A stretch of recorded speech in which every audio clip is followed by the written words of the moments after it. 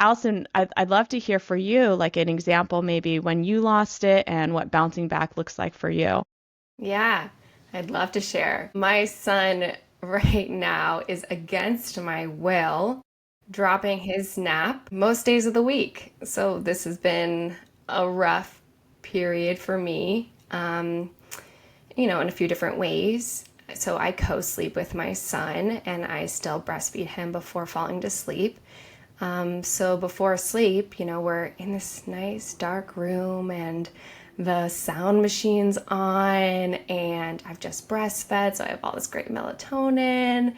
So I'm usually, in this place of calm and ease. I'm ready to maybe go to sleep, or I'm about to get a break, and I'm so excited.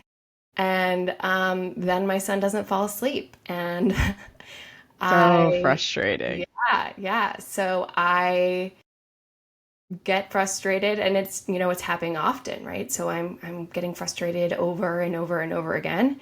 And then recently I had this scenario where my son was falling asleep, and then he started not he decided to not fall asleep and was flailing all over the place and jumping, and then he jumped right on my face and Mm. just slammed into me, and I had a full adult temper tantrum. And I shoved him off of me. I screamed stop, and then I like full on stormed out of the room to sit in a chair outside the room. And he's crying and asking for me to come back, and yeah, so obviously it was a very big reaction.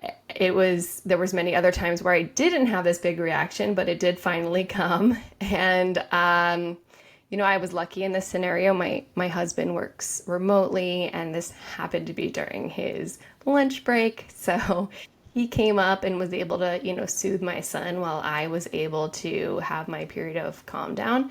But even if, my husband wasn't there, my son would have just, been in the room, and I would have still needed that time to calm down. But I was lucky in that, sometimes just hearing your son in the room crying is, it's harder to come back into your parasympathetic system because you're just hearing that Hmm. ongoing. Um, but yeah, I was able to get into my parasympathetic nervous system. I was, tapping in my senses. So I was, feeling my body in the chair, putting my feet on the ground, noticing the light coming in through the window. Mm. And then also I like to, squeeze my arms, squeeze my legs, get some little proprioceptive calming input. And then I like to do an inhale and then with a longer exhale. And I usually do a hum with it, just to add on, some calming music, like calming sound. And also that vibration can stimulate your vagus nerve, which helps calm your body. So Mm. I got to go do all those things while sitting outside. And then I went in and had repair with my son. And, I apologized to him. I told him I, was feeling tired and hurt. And, sometimes when we're tired and hurt, we have big reactions and big emotions. And, I just needed some time for my body to come down to, be with him. And that's okay. And, I'm in my mid 30s. I'm a millennial, and I think it's pretty common in our generation where, big emotions were not okay. And, I had initial feelings when I stormed out of shame, absolutely. And, you know, I, when I had that repair with my son, where I was telling him, sometimes when you get hurt or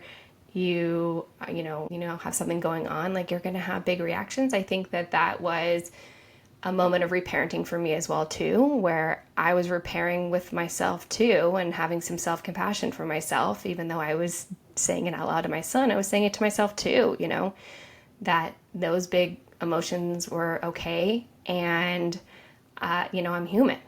And that really what comes after is most important, that I'm modeling to my son that it's okay to have emotions, and that, how you calm yourself after and how you make changes after is, what really matters in the end.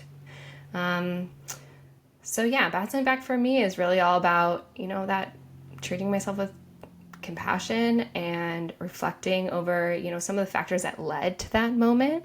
And then later on, taking some actionable steps in areas that I do have control over.